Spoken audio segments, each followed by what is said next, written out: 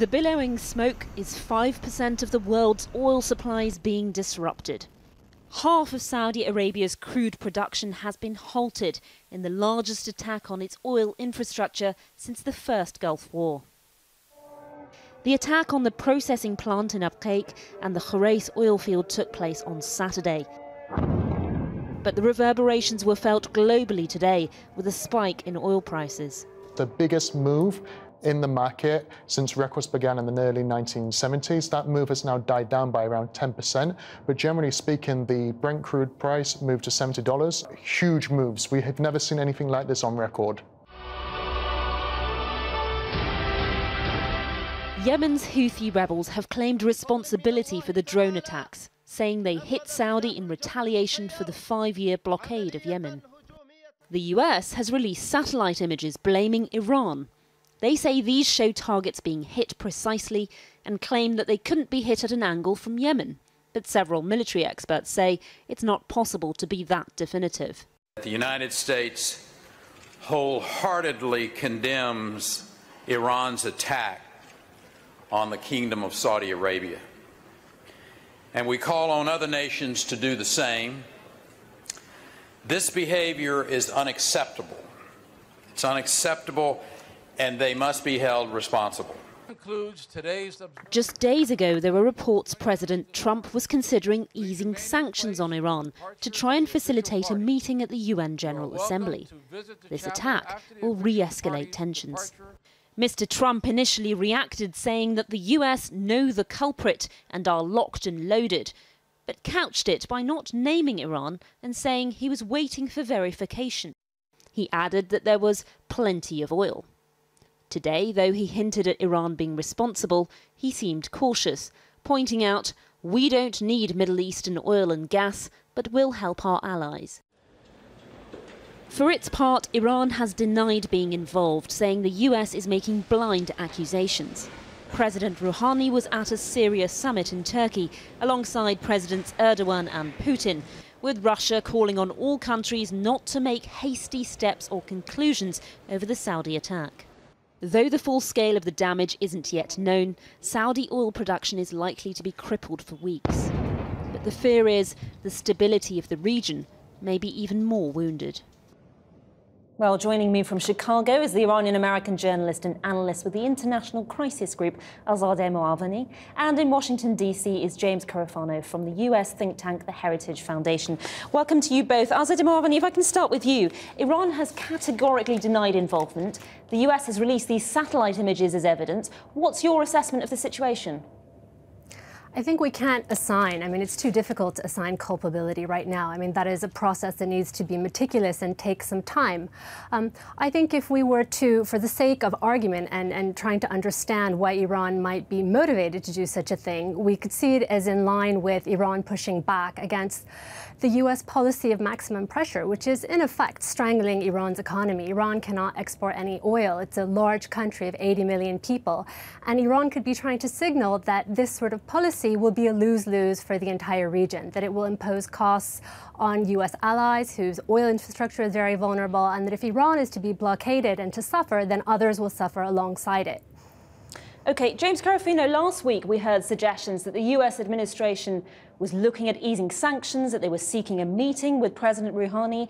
Now, in response to the attack, we're hearing President Trump ramp up the rhetoric, talking about being locked and loaded. What's the strategy here?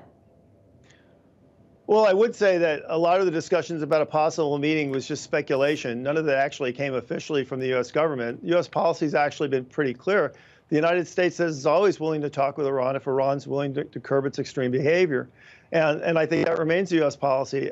I think it's unlikely that the U.S. would meet at this point, given that Iran just did essentially, if they directly did this, it was an act of war. If they didn't directly do it, they provided the capacity and capability to surrogates who did it, and it's a very aggressive act. So I think a meeting at this point is likely unlikely, though I think the U.S. policy remains the same. The maximum pressure campaign remains in place until Iran is a responsible actor. And when Iran wants to talk about a better deal in which it will act responsibly in the region, then the United States is willing to listen. OK, but when you talk about maximum pressure, are we now talking about military action? I don't think so in this case. I think the U.S. has three things on its to-do list. One is the maximum pressure campaign, which is in place to protect the region from the ugly and destabilizing acts of Iran. The second is to keep the Strait of Hormuz open, which really the United States' only military power has the capability to do that. And I think the third is to support our allies. Look, this was a direct attack on the people of Saudi Arabia. I think the response has to be led by the people of Saudi Arabia. The Saudis have to decide how they're going to respond to protect their territory. And I think the U.S. as a good ally would help support and affirm that. But I don't think it's appropriate that the U.S. take the lead in retaliating, particularly as I agree that I think at this point we have, at least publicly, contradictory and incomplete information on the responsible parties. And I think that has to be clear first before any kind of coercive action or any other kind of response would be undertaken. Okay. Azadeh, the idea that the Saudis should decide what the response should be, I think many Americans may find that surprising. What do you think about that? I mean, well, it's a bit disingenuous. I mean, it's the U.S. policy of maximum pressure is what has brought us to this extremely dangerous moment that we're in today. Maximum pressure against Iran, which has failed to achieve any of its objectives. It has destabilized the region and brought us to the brink of war. The failed policy in Yemen, which is prolonging the starvation of Yemenis, which is prolonging that war. The Yemenis and the Houthis they have their own agency as well. Of course, Iran may have helped cultivate their capabilities, but Iran didn't necessarily pull the trigger.